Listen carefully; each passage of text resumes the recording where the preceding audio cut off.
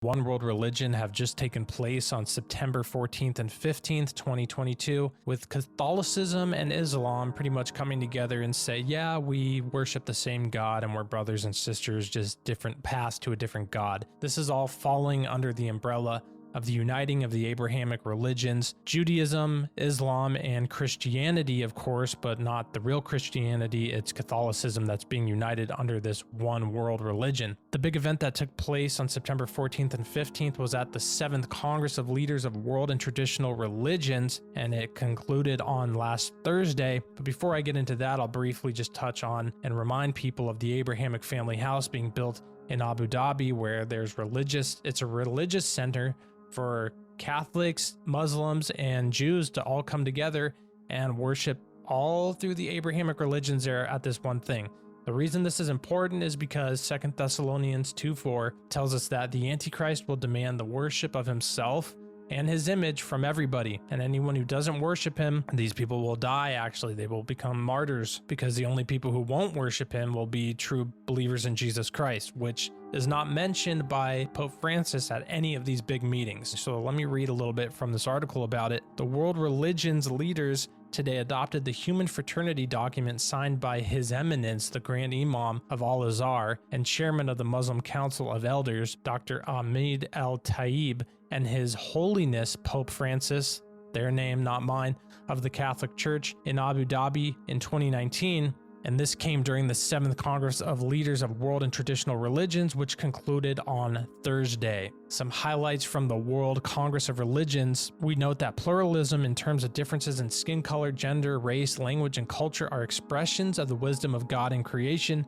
Religious diversity is permitted by God, and therefore any coercion to a particular religion and religious doctrine is unacceptable. So, as you can tell, they're not saying here at these events that Jesus Christ is the Son of God, the Messiah, the only way to heaven, because that would contradict Islam and Judaism. So it's uniting. Everybody's giving up the truth here. They're all just coming together to get along, to give up the truth, which is that salvation is found through Jesus Christ alone. Back to the article, it says, we recognize the importance and value of the document of human fraternity for world peace and living together between the Holy See and Al-Azhar al-Sharif. And then they mention 2 different documents that were resolved and signed into place by the UN General Assembly, as well as the Makkah Declaration adopted in Mecca in 2019. And these call for peace, dialogue, mutual understanding, and mutual respect among believers. So it's really the uniting of all these religions under the fact that we need to coexist together. And yes, of course, we need to coexist together. But the problem here is that they're starting to aim it towards we serve the same God, we worship the same God. You know, these Abrahamic religions are just different expressions of God to different people, and that's an absolute lie. The Jewish people are stuck in the old covenant, not accepting the new covenant.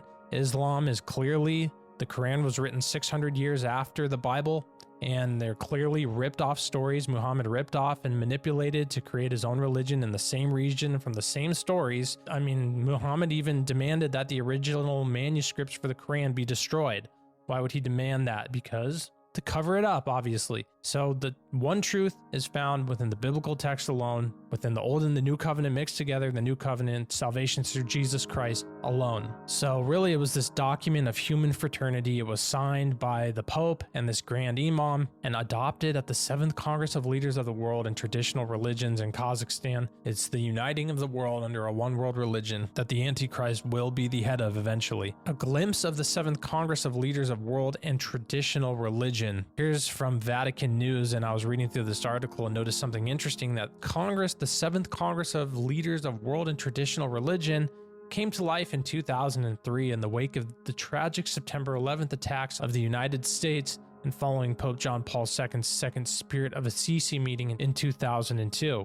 So here's just another thing that came out of the September 11th attacks. Pretty interesting to note that. Worth noting about this interfaith meeting is that it took place within a pyramid. Kind of strange that that's their building of choice. Also, Pope Francis said that his goal for this meeting was peace and unity, of course, very similar to what we know in 1 Thessalonians 5:3.